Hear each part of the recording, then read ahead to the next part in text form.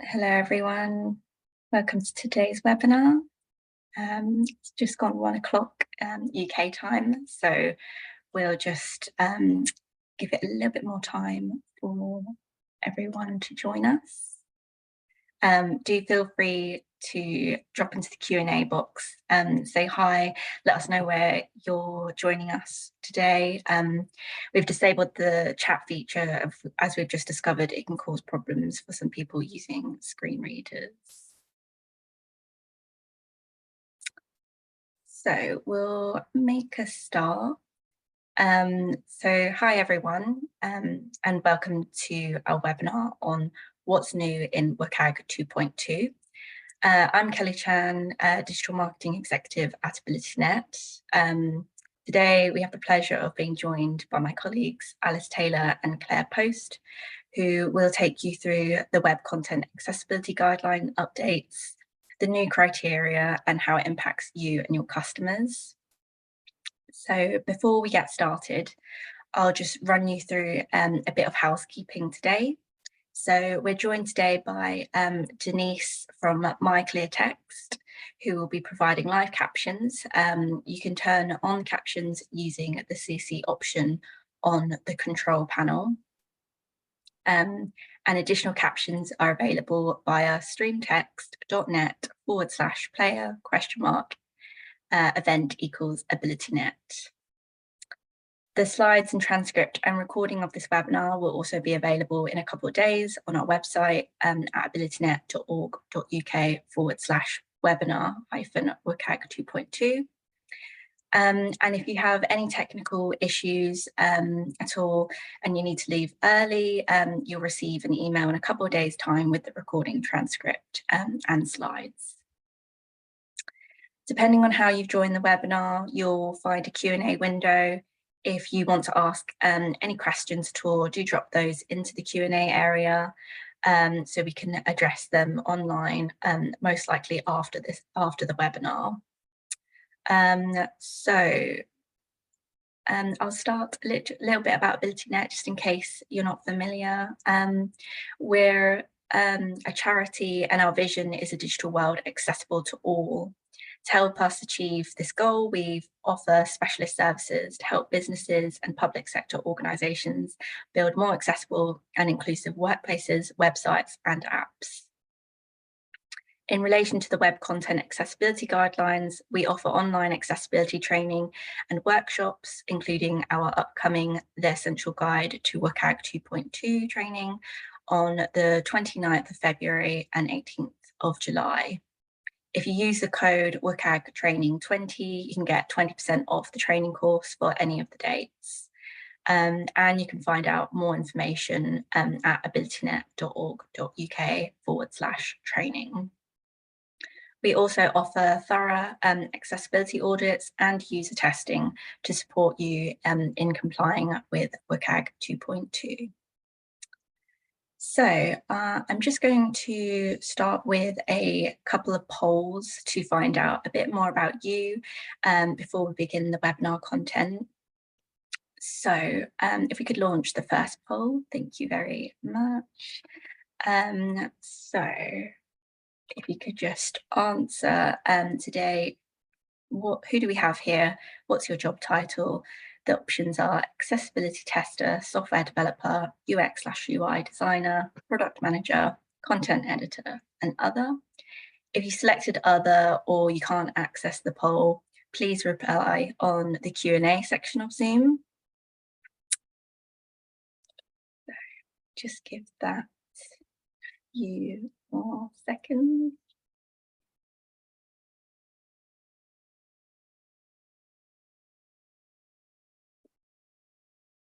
I'm seeing a few others: communications manager, we've got marketing and events manager, we've got a librarian, and we've got lots coming through: digital inclusion lead.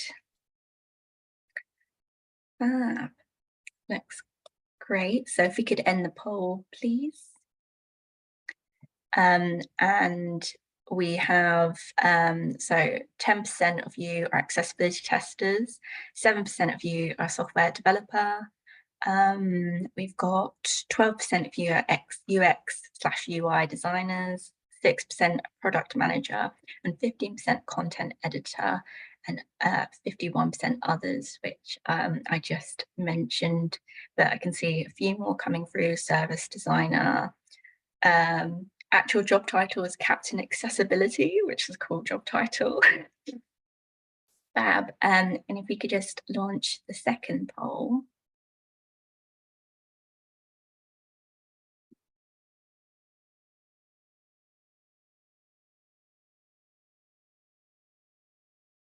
We just want to find out how confident do you feel about WCAG 2.2 update. So the options are very confident, somewhat confident, neutral/no opinion, somewhat uncertain, not at all confident, and I'm not familiar with the WCAG 2.2 update. Again, if you can't access the poll, please feel free to just drop into the Q&A box at all.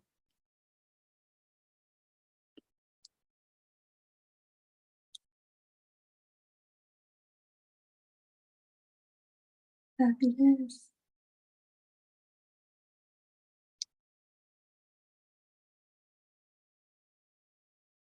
And we'll just end the poll there.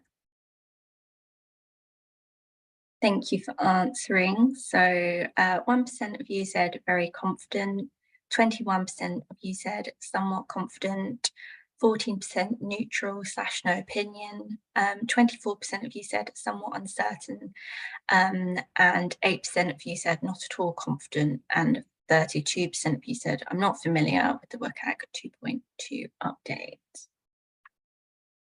So thank you very much for answering our polls.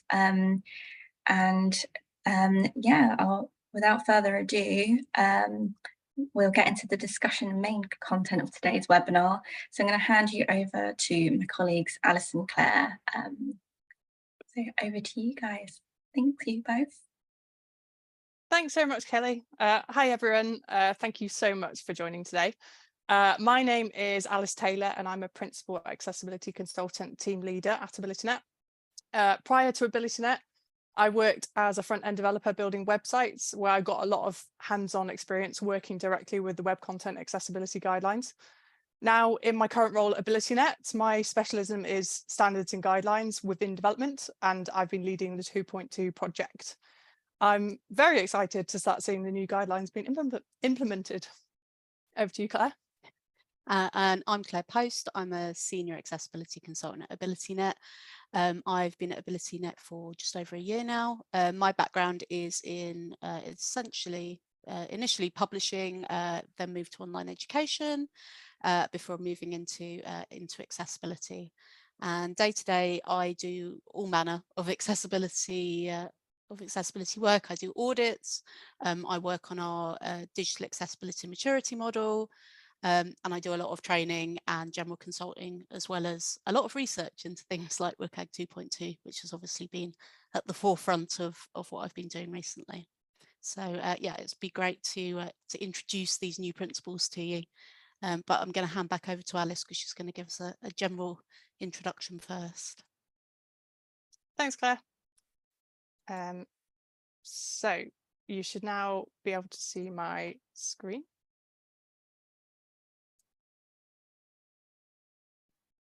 That's a yes. Fab, sorry. Yes, just a brief outline of what we're going to be covering today to start with. So we'll first be talking about the Web Content Accessibility Guidelines and just looking at a brief history. Then we'll be looking specifically at the new 2.2 success criteria, the A and AA levels, and talking about them in more detail. And then we'll talk a bit just about beyond 2.2, so what we can expect in the future. And then there also is, you can pop questions in the Q&A as well.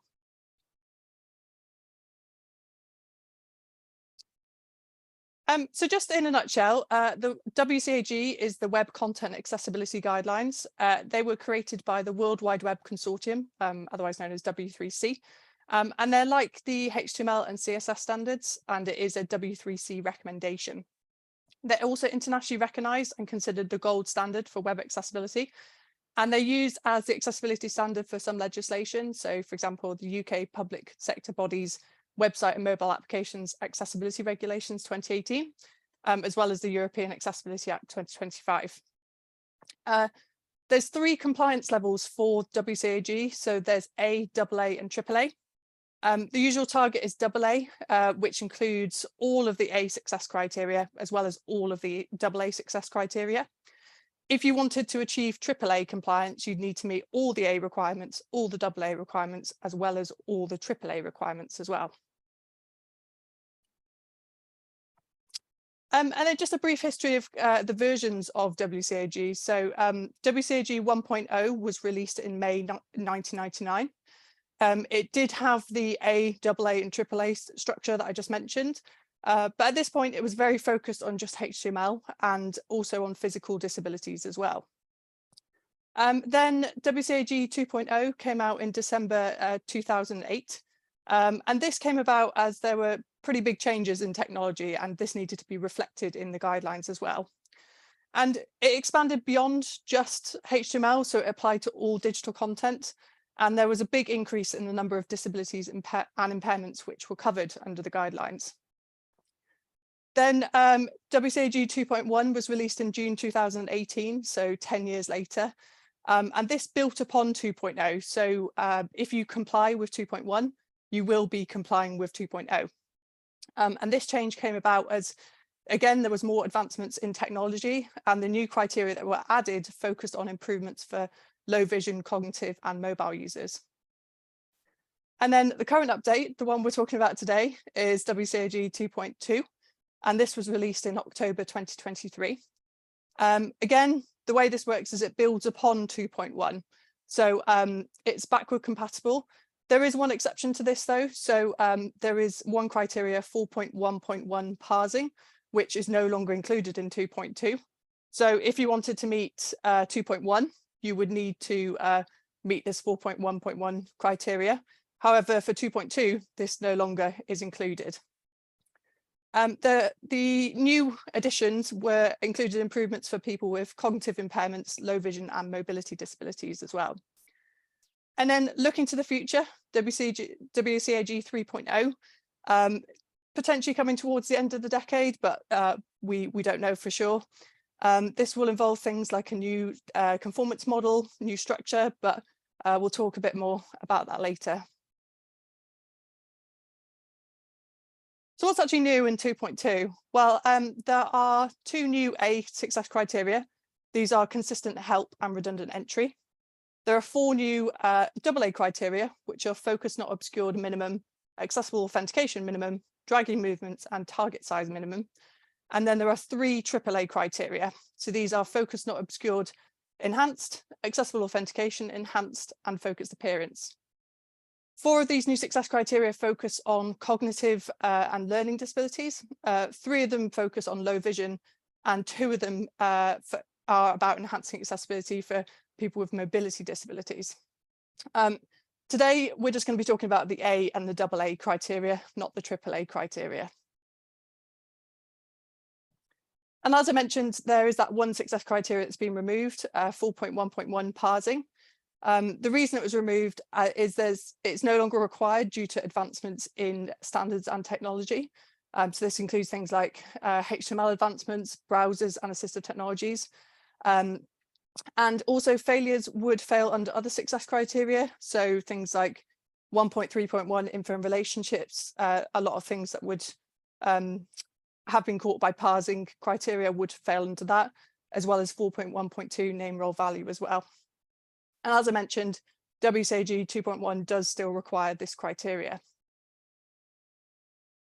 So I'll now just hand back to Claire, who will start talking about the first criteria. Thanks, Alice. So yes, we're now going to move on, excuse me, and talk about each of the A and AA new criteria that have been introduced in WCAG 2.2. And we're starting off with one of the, I would say, the slightly easier ones. This is focused not obscured, which is, there are 2 versions of this. There's a minimum version, which is this AA, and there is also a enhanced version, which was also brought in 2.2, which is AAA. and I'll mention the differences between them as we go through. So for this AA criteria, we're basically looking at when a user interface component receives keyboard focus, that component is not entirely hidden due to what we call author created content, so something that's been kind of programmed in to the website or the app or whatever content you're actually looking at. So an example of this that is on the slide is we've got a LinkedIn news column. One of those news stories has the keyboard focus on it, and just partially on top of that news column, half blocking out the highlighted item, is a messaging chat window. So because it is only partially covering that that highlighted element that's got the focus, the keyboard focus on it, then that means that this would pass this focus not obscured because it's only partially obscuring that focus. And obviously that helps people, this criteria helps people who only use keyboard or assistive technologies that use the keyboard interface, and it means they can see where they are on the page at all times. So obviously if you had something that was fully hiding the keyboard focus, it would be very difficult for you to know exactly where you were if you were using a keyboard rather than, you know, kind of using a mouse or another technology that didn't use the keyboard focus.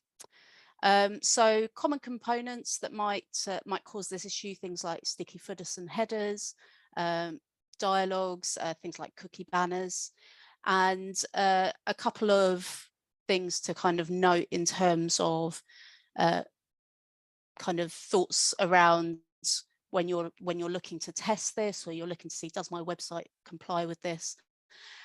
So one thing to say is that if the component can be moved around, so for example this messaging window, if that could be moved around, only the initial position of that messaging window counts in terms of seeing if it fails or passes. The fact that you can move it around and move it away from being in the way of the component that's in focus is kind of irrelevant in terms of conforming to the success criteria.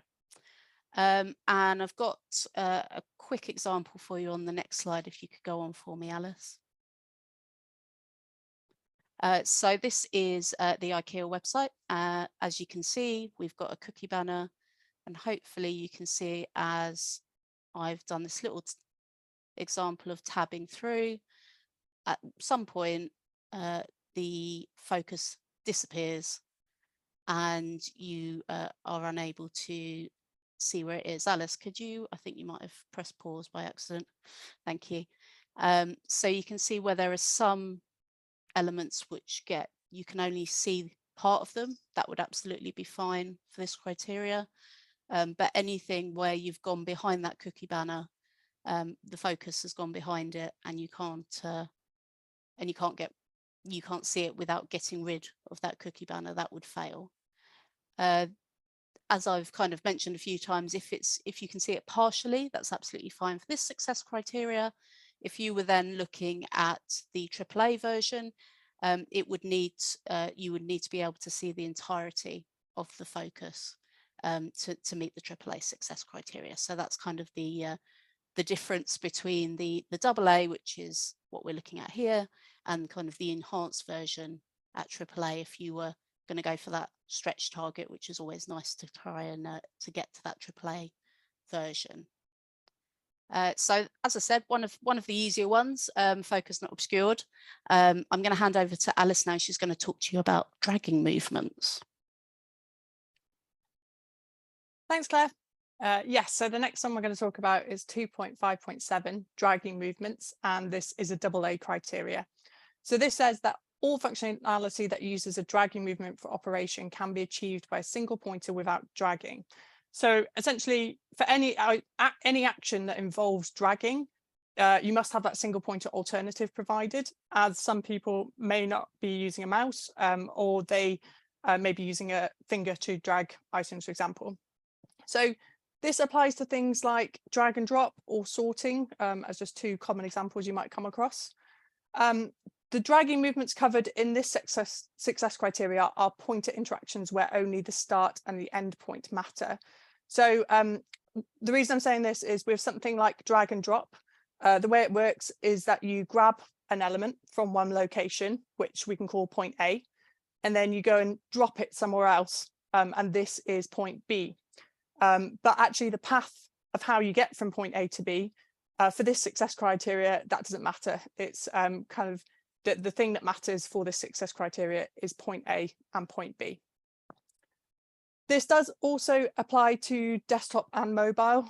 So this isn't a keyboard specific requirement or related just to mouse users. It's also for touch devices as well. So on mobile, you could still drag and drop. So you'd want to make sure this would apply to mobile as well. If dragging something is possible, you need to provide that alternative, as I mentioned. An example of this could be commonly a button, which would help you move from one place to another. But it could also be something like a drop down, for example, where you could select the position, or it could be an input field where you enter a value. So these are both two different examples of single pointers, so it doesn't need to just be a button to pass this criteria. It doesn't apply if the dragging is essential. So for example, page scrolling, that would be exempt from this criteria, or for system level gestures. So this would be things like browser gestures. And as I mentioned, it is different to the keyboard requirement. So keyboard requires that everything can be operated with a keyboard. However, dragging movements requires that the drag can be achieved with a single pointer, and that's because it applies to touchscreen. So the reason I mention this is that you might have something where you a screen reader user, for example, might be told there might be an announcement saying use certain keyboard interactions to achieve the same thing. However, if there's no single pointer alternative, then if you that wouldn't pass this criteria, because you need to make sure you have that single pointer visible alternative for all users. So if we just have a look at some examples of this. So this one here, we have a map, and the user can drag from one side to the other using the mouse. On the right hand side, we also have this compass button, which allows you to do the same functionality, so you can move from left to right. So there's no need to drag to get that functionality. There is that single pointer alternative. And then here, as another example, we can do the same thing. We can drag from left to right. But then in the bottom right hand corner, there isn't an option to do that. You can zoom in and out, but you can't move from left to right, so you can't replicate that dragging movement.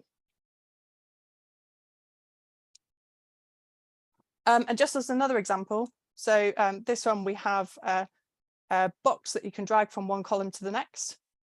You can move it forward and backwards. And for this one, there is an option where you can actually select to move list, and then from a drop down, you can change the position and move it. And then similarly, you can do it the other way as well.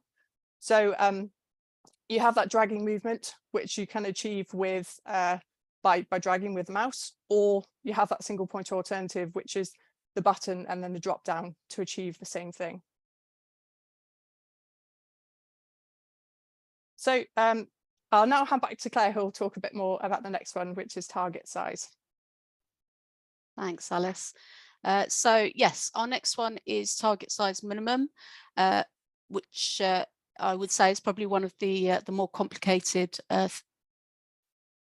criteria to possibly get your head around the exemptions that are involved. So target size minimum is a AA, and it's a new success criteria, which basically says that the size of the target for any pointer inputs has to be at least 24 by 24 CSS pixels. So on a, if you've got a button, a link, anything where you might use a mouse or a finger to activate that, then we're saying that that target for pointer input must be at least 24 by 24 CSS pixels. And obviously, one would hope this helps people with tremors, physical impairments, which may mean that they have difficulty pinpointing a specific area with a mouse or with their finger. Also helps people using mobile devices. We've all been there when we're trying to open a button and we can't quite get on the right part of the screen to get that button to work. And other physical impairments, as well as people who are just in shaky environments and might be on a train, which may mean that your hand's not as steady as it usually would be. So as you can see in this little image we've got here, we've got what would be basically an image, and in the top corner of it is a button for magnifying that image. And from the dimensions, we can see that that magnifying image is 24 by 24 pixels. So at the baseline, that would pass the success criteria, no problem. One of the things that makes this success criteria is a bit more complex is because outside of that kind of core 24 by 24 CSS pixels, there are 5 different types of exemptions that you can also look for in this criteria if you were testing for it, or if I would always encourage you to go for the 24 by 24 minimum, but if there is a reason that you need to use one of the exemptions, then there are a number of exemptions. So the first one, which is probably going to be the most significant one that you're going to be looking at, is the spacing exemption. Alice, if you could just go on to the next part of this slide, thank you. And that essentially says that if the target size isn't 24 by 24 CSS pixels, you can have an exemption whereby if there is enough spacing around that target so that essentially a 24 by 24 area of that target, including the spacing around it, and it doesn't interact or overlap that size with another target that's nearby, then that can be seen as an exemption. So the example that has just popped up on the screen is that our target is actually only 16 by 16 pixels, but it has a margin around it of 4 pixels, meaning that combined the width of that would be 24 by 24 pixels if you look at the size of the target plus the 4 pixel margin around it. So that is one exemption that is possible, essentially meaning that although it's not that size, the 24 by 24, it gives you less likelihood of hitting another target by accident by virtue of the spacing around it. The second one is one that we'll probably all be familiar with working in accessibility, the idea of an equivalent. So where there's an alternative target which meets this success criteria and achieves the same functionality, then you would be able to say that potentially the one that you're examining, if there's an equivalent, that would not be a problem for that to be under that 24 by 24 pixel. Next part of the slide, please, Alice. The other kind of one, let's do that. The other one that you would look at in terms of probably your content and how you're putting it together is something called inline. As you can see on the slide, there are 3 links within this block of text, and actually the height of those of the target area of those links is it's constrained by the height of the text around it, so the non-linked text. So the inline exemption basically says that you don't have to meet these requirements where the line height of the surrounding non-linked text or non-target text restricts the height of the target. So these 3 links, because they're in paragraph of text and restrained in terms of their size, they would meet the success criteria by virtue of that exemption. And then the last 2 are, one is user agent control, the target size determined by the user agent, not by the author of the content. So for example, kind of the default radio button, as you can see in the last image on the slide, that's set by the browser, that would not have to meet the success criteria. And lastly, it's the essential exemption. The way that it's presented is essential or it's legally required. One last thing to say about this is that there is an enhanced version of this success criteria, target size enhanced, which was actually already in WCAG 2.1, but it's been renamed to add the enhanced bit in, and it's at AAA, which is essentially the same requirement, but the size of the target area is 44 pixels by 44 pixels. And also the spacing exemption is not valid in the AAA criteria.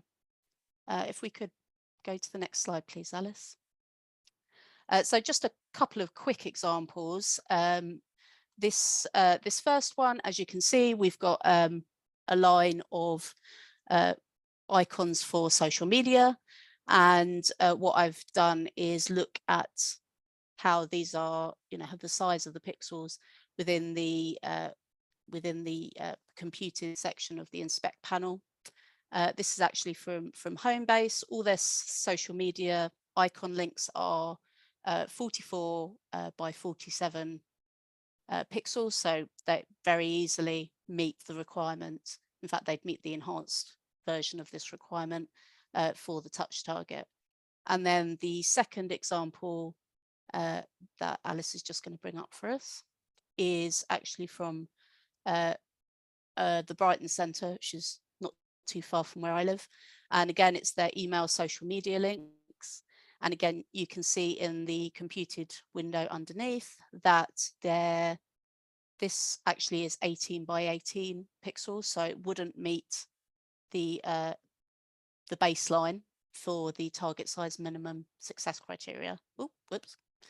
But because it has a margin of 8 pixels all around, all encircling that target, then that would take you up to 34 by 34 pixels, meaning that it would meet the requirements by virtue of the spacing exemption.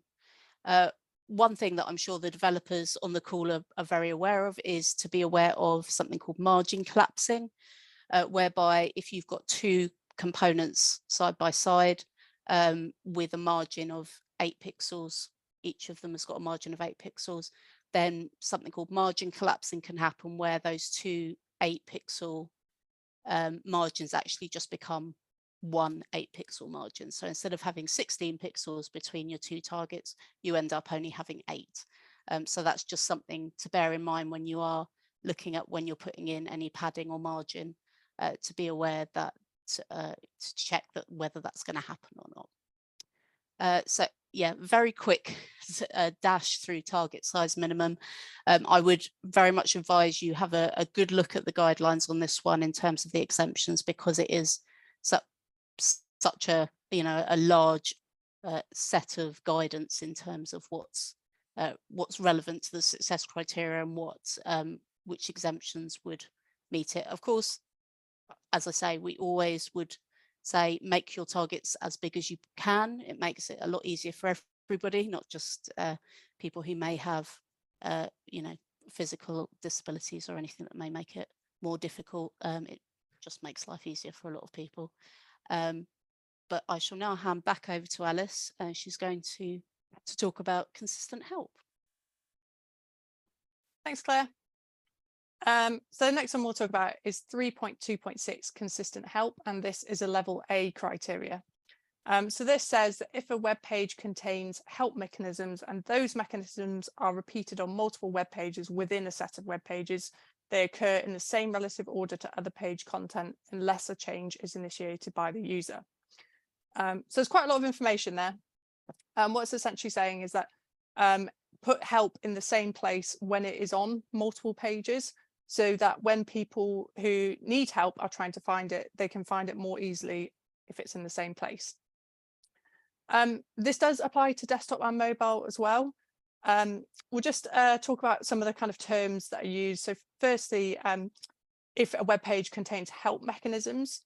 So help mechanisms are that this can be on the page itself, or it can be a link to a different page. But help mechanisms could be human contact details. So this could be an email address or a phone number. It could be a human contact mechanism, so live chat with a person.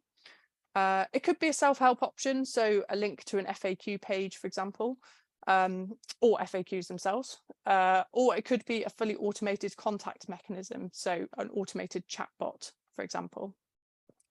And as I mentioned, help can be on the page or as a direct link to another page. So the example on the screen, we've got some links to other pages, and we also have the fully automated chatbot. If you do have a human chatbot, sorry, a human live chat, for example, and they're only available at set times, then it's a good idea to make your users aware of this. However, that's not a failure of this criteria if that's not the case. One thing to be aware of with this criteria is that it doesn't require that help mechanisms are provided. It just requires that when they are provided, they're located in the same relative order across a set of pages. So just to clarify the term same relative order, this should be in the same place programmatically, so in the markup. So for example, if it's located in a markup in your footer, on one page, then if it exists on another page, then it should also be in the footer on that page as well. And same relative order is also restricted to the zoom level or the viewport or the orientation of your device. So for example, if the position of your link to a direct page, for example, changes when you're on a mobile device versus when you're on a desktop device, this is considered a change initiated by the user and would be out of scope. So you just want to look at the same relative order on the view that you're on for that. It also applies to multiple web pages within a set of web pages. So this can essentially be user journeys. So for example, if you're reading a news story, for example, and then it directs you to a jobs website, then this is considered two separate journeys and two sets of web pages. Again, it doesn't require that the help is provided. It just requires that when it is, it can be found in the same place. So if we have a look at an example of this. So here on this website, when we scroll down, we have a list of help options in the footer. We can see we've got an FAQ link there. If I go to a different page within the same set of pages and I scroll to the bottom, we've got that footer again, and we've got the help section and the FAQs link in the footer again. But then if I were to go to the login journey and log in, the FAQ link is no longer in the footer. The footer isn't there at all in this, but this is a different set of web pages. So the fact that the FAQ link isn't there wouldn't matter for this particular success criteria because it's classed as a different set of pages. So again, we've just gone through that quite quickly. Again, I definitely advise having a look at the criteria, or we also do have the essential guides to 2.2 as well, where we go into much more depth about all the different criteria. But for now, I'll hand back to Claire, who will talk a bit more about redundant entry.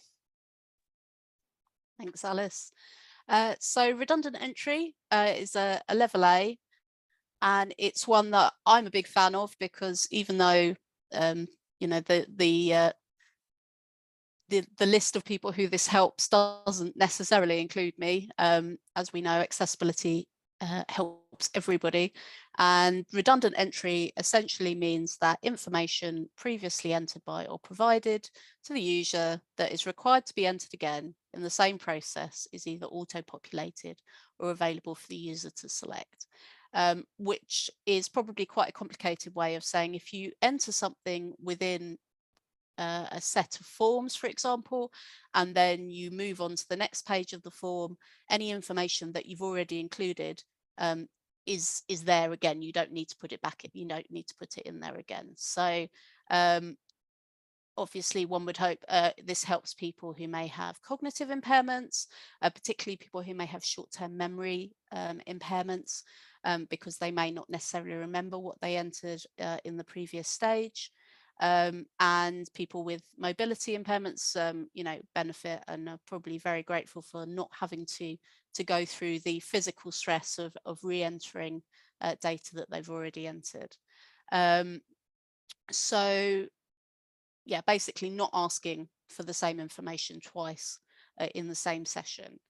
So one other thing on the side, there is a sort of evidence that by making processes like these easier, including things like redundant entry, the conversion rate for things like, you know, sign up, e-commerce, other transactions are actually likely to increase because you're making it easy for people.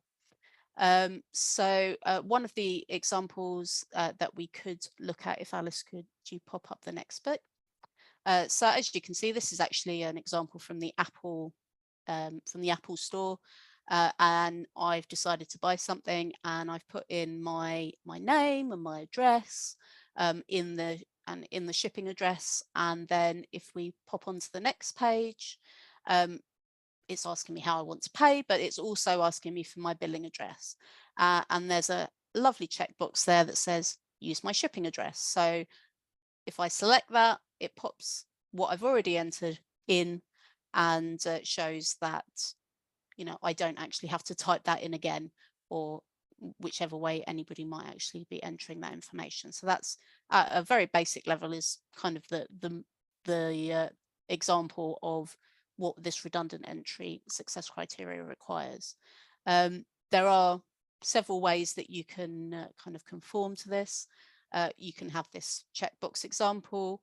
You can have autocomplete. So you may go on to a form and it's already taken the information from your previous answers and put it into the form.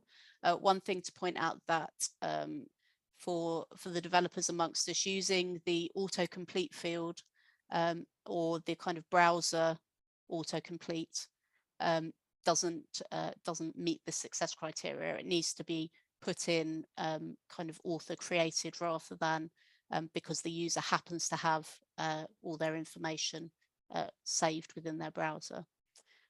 You can also say select from a drop down. If you're asking for an address, you may say, do you want to use your home address, your business address, so somebody can select from a drop down which one they want to use. And then if you have stages where they're going through a very long page, if they needed to put information in again that they've already changed, they could go back up the page and copy and paste it. So having that kind of ability to copy and paste things and having that information available in a way that is easy to access on the next stage is also a way of doing it. A few exemptions to mention. So when the re-entry is essential, for example, if you're playing a memory game, it's not going to be a great memory game if every time it gets re-entered, if you're trying to, you know, play a game that relies on your memory. If the information is required to ensure the security of the content, so a passcode, for example, not having them be copyable and also using the stars to cover them up. And if the previously entered information isn't valid anymore, obviously if you're changing your address, for example, you don't want it pre-populated with your old address. And then the last thing to talk about for redundant entry is the information doesn't need to be stored. So if, for example, I filled in this checkout, the first section of it, and then I got distracted, went off and had some lunch, came back, and you know, I went back into this process, I would have to enter the information again because, you know, I've kind of stopped the process, gone away for a significant period of time and come back. So that wouldn't be required by the success criterion. So yeah, that's redundant entry. As I say, I'm a big fan of redundant entry. Anything that means you don't have to type lots of things in twice is a great thing from my point of view. I'm going to hand back over to Alice, who's going to take you through the last one. It's a biggie, which is accessible authentication. Thanks, Claire. So yes, this is the last criteria we're going to talk about today, and it's 3.3.8 accessible authentication minimum, and this is a AA requirement. So this says that a cognitive function test, such as remembering a password or solving a puzzle, is not required for any step in authentication process unless that step provides at least one of the following. And the options are alternative, mechanism, object recognition, or personal content. So for this criteria, it's about making sure that you're not making people solve, recall, or transcribe something to authorize a login or a payment, for example, as some people may struggle to do those things or memorize details or retype passwords, for example. So let's break this down a bit just to understand it a bit better. So firstly, if we look at a definition of what a cognitive function test is, so this is a task that requires the user to remember, manipulate, or transcribe information. Examples include, but aren't limited to, remembering a username or password, transcribing, so typing characters, performing calculations, or solving puzzles, for example. If we also look at what we mean by what is an authentication process, so this is where you could be confirming your identity, so logging into an account of some kind. It could be a shopping account, online banking, or you could be logging into a device. So it could be you entering your PIN on your phone, or it could be verifying your ID. So if you're making a payment, you might be asked to verify that ID. Or you could be recovering an email or password, so going through a forgotten password journey.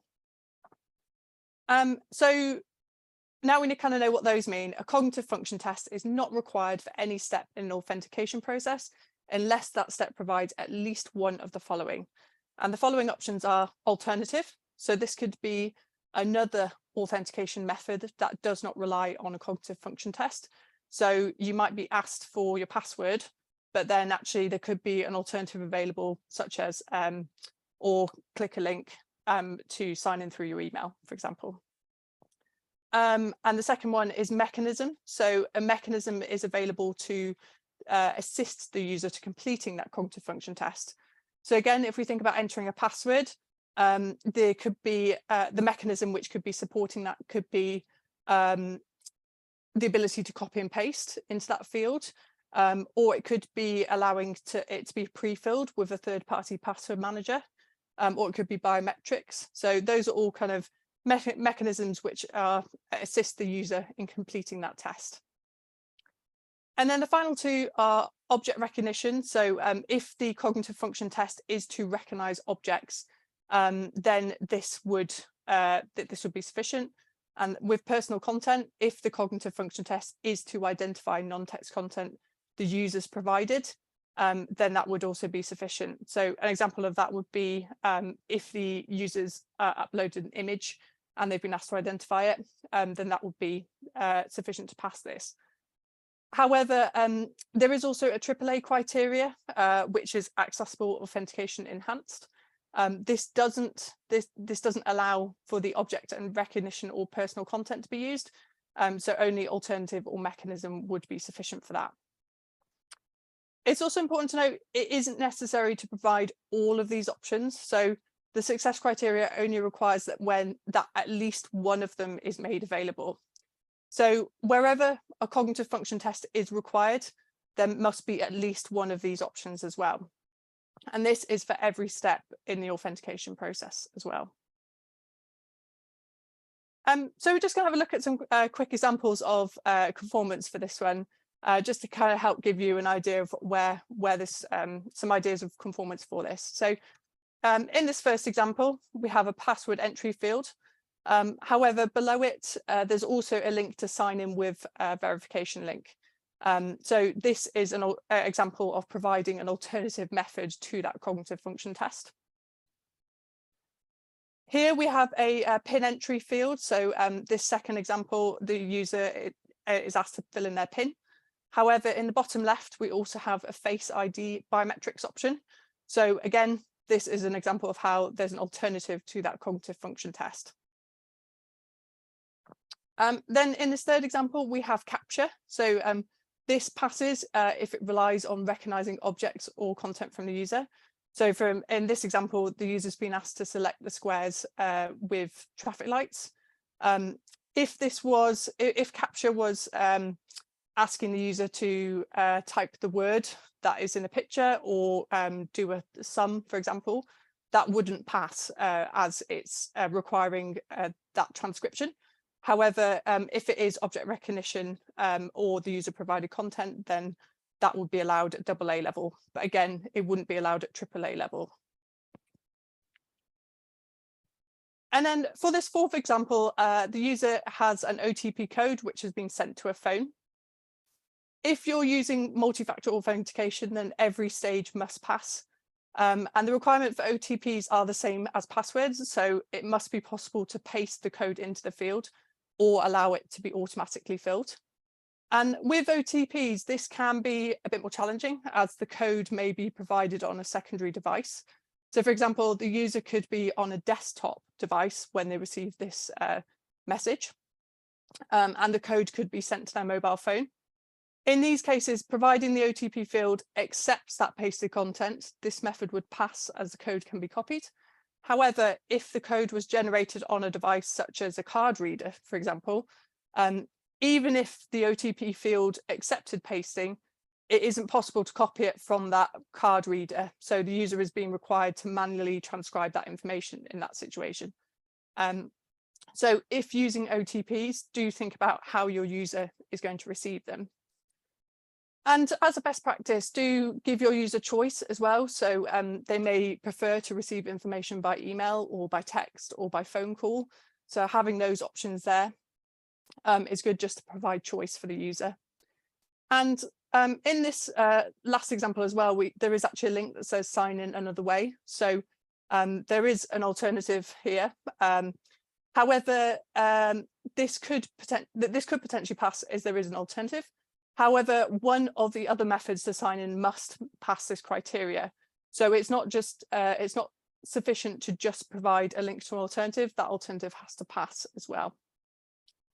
And as I mentioned as well, that this criterion applies to every stage in the authentication process. So OTP, PIN entry, passwords, it would apply to all the different stages. And a caveat for banks as well. It may be difficult to meet the accessibility regulation, accessible authentication and the legal requirements of banks. These examples that we're kind of talking about cover the accessibility side, and we can't advise on financial legalities side of it. And just quickly run through some failures as well. So some failures could be requiring the user to enter a password or code in a different format from the original. So for example, requesting a user enter the first, second and sixth character of a password.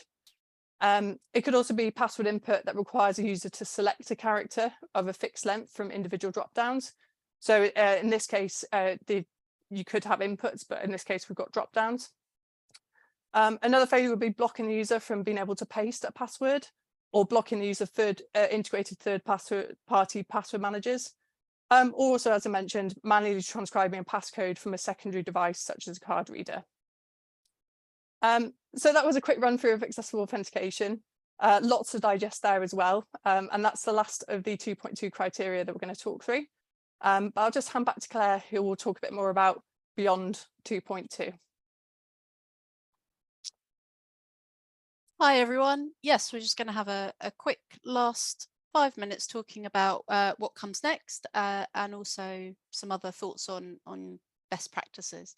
So as Alice mentioned at the beginning of the hour, the new WCAG 3.0, which is actually going to be renamed to the W3C accessibility guidelines rather than the web content accessibility guidelines, are coming by the latest estimate. It will be, this is going to be some time off, probably, as we say, towards the end of the decade, but it will be a complete restructure of the WCAG guidelines in terms of hopefully making them easier to understand, addressing more user needs, looking at different types of content outside of web content and apps, looking at different technologies, different tools, looking at organizations. At the moment, we understand that there'll be a new structure, a new conformance model, and also kind of a broader scope of what's being assessed in terms of looking at that sort of technology tools and organizations. We'll be changing conformance levels to bronze, silver and gold. And at the moment, bronze would basically be the minimum conformance level that everybody would be aiming for WCAG 3.0. For silver, this would hopefully incentivize organizations to go further to improve their accessibility. And then the gold standard would be basically for organizations that are exemplary, really good role models for accessibility. And one of the kind of key things that we are at the moment understand will be coming is things called assertions. So this will be something completely new, which would be a formal kind of statement of fact from a person or an organization that can be used to support their conformance. So implementation of training, some usability testing or assistive technology testing to show that they've implemented this this sort of procedure to make sure that they are meeting that conformance. So the most recent draft came out in July last year, but as I say, it's not expected to be a standard for several more years. And they're saying updated drafts every 3 to 6 months, but it's a slightly movable feast. So we'll keep an eye and hopefully see what comes up next. And then thank you, Alice. The last thing that I just wanted to kind of touch on was in terms of, outside of just compliance, just WCAG, which I'm sure a lot of you are very aware of. We don't want to just be looking at accessibility in terms of conformance. Obviously, that's very important, but outside of that, there are bigger areas in terms of, usability. You want to looking at user research. Can you get a better understanding of your product or your service, looking at the user's perspective, particularly in terms of, users who, aren't somebody like the person who's designed the service. So looking at testing with disabled users who have a wide range of kind of disabilities or impairments, or people who are neurodivergent, getting a deeper understanding of those issues from their perspective and practical insight into, is the site usable? It may be amazingly accessible from the point of WCAG compliance, but is it actually usable and understandable for your users? And kind of complementing a WCAG audit to give you, a more comprehensive evaluation of what you're providing for your users. And also looking at best practice, as I said, hopefully quite forcefully earlier, the requirement for targets, from WCAG 2.2 point of view, minimum is to be 24 by 24 pixels, but best practice has always been to be, a minimum of 44 by 44 for ease of use. So it gives you an idea between kind of conformance and what's best practice. And hopefully we've given you a good overview of what's come in WCAG 2.2 that you can move forward. As Alice mentioned, we do have another webinar coming up later in the year, which is just a deeper dive into this area. And I'm going to hand back now to Kelly, who is going to take us out. Thank you, Kelly. Thank you, Claire and Alice. That was a really informative session on WCAG 2.2. So thank you, and thank you to everyone who's participated and asked questions in the Q&A section. As mentioned at the beginning of the webinar, we hope to answer a selection of your questions online in the next few days, and you'll receive an email with the link to access them. So we hope this session has been informative today. At the start of the webinar, we ran a quick poll to just see how confident you feel about WCAG 2.2. I'm just going to run it again to see how useful you found today's session. So please just pop in how confident you feel about WCAG 2.2. The options are very confident, somewhat confident, neutral / no opinion, somewhat uncertain, not at all confident, and I'm not familiar with the WCAG 2.2 update. So we'll just run that for a few more seconds.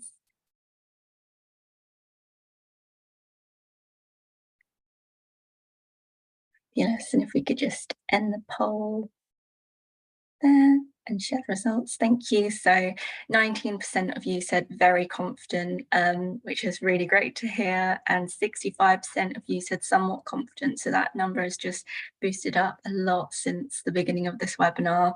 9% of you said neutral/no opinion. 5% said somewhat uncertain. 1% said not at all confident. And 1% said I'm not familiar with the WCAG 2.2 update. So thank you everyone who had the chance to just fill out that section of the poll. So if you would like to learn more about WCAG 2.2, we do have an upcoming online training course on the 29th of February and 18th of July on the essential guide to WCAG 2.2. You can find more details at abilitynet.org.uk/training. But the training will include demonstrations of the tools and techniques available to test your content for compliance. There will also be an opportunity to pose your questions about WCAG 2.2 to the course trainers. If you use the code WCAG Training 20, you can also get 20% off the training course for any of those dates. Or you can bring along team members at a discounted rate of 3 tickets. You cannot use the discount code on this already discounted ticket bundle. Alternatively, if you want to book WCAG 2.2 training for your team, you can email training@abilitynet.org.uk to set up a workshop with us. Or if you need support complying with WCAG 2.2, email our experts at sales@abilitynet.org.uk to find out how we can help you conform with WCAG through an accessibility audit, or as Claire mentioned, through user testing. So finally, you can stay in touch with our latest webinars and resources by signing up to our e-newsletter. Don't miss out on our next free webinars, which you can look at www.abilitynet.org.uk/webinars. Coming up is the digital discovery at any age with Amazon on the 28th of February, and dementia and simple tech tweaks that can help. And that will be on the 10th of July. You can sign up at abilitynet.org.uk/dementia-webinar. So once again, thank you so much, Claire and Alice, and everyone who's joined us. Please complete the feedback form that you'll be directed to, and we'll be in touch with you very soon. Thanks, everyone. Bye. Thanks all.